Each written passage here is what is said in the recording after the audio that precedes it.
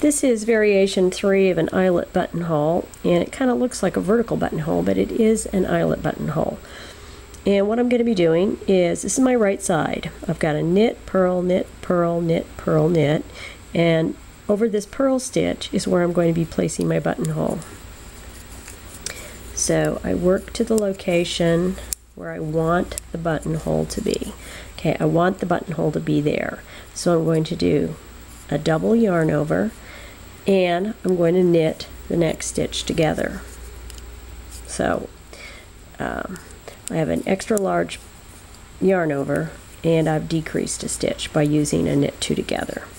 Okay, so there's my double yarn over. Now I'm on the wrong side now, and I'm going to purl, knit, purl, and if this stitch were not the buttonhole, I would be knitting it, right? Because it's going to be over a purl stitch. So I knit into the first yarn over, and I drop the second one. And that gives me this really big yarn over. Don't worry about it. It's all going to get neatened up. Work to the end of the row. Now I'm on the right side again. And this is the part that many people find confusing.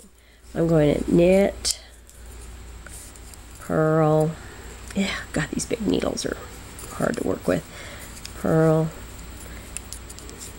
knit, purl. Oops, sorry.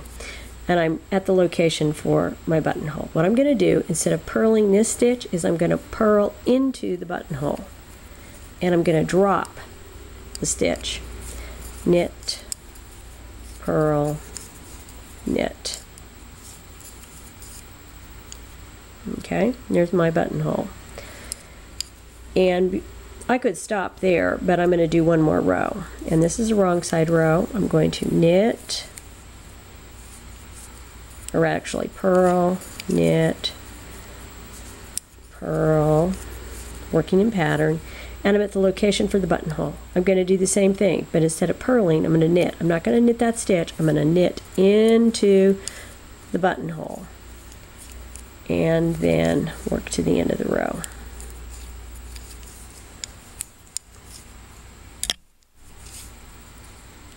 And let's see what this looks like. You can see that this leaves a big vertical, and again, I'm working with size 11 or something needles, a big vertical looking buttonhole. It's actually not a vertical buttonhole, which is worked differently. It is an eyelet buttonhole, and you can see that those yarn overs have been kind of compressed up there, and they're pretty tight. I'd want to use the right size button for it. This is a good buttonhole to use when you have a large button, because you can kind of make it as big as you want it.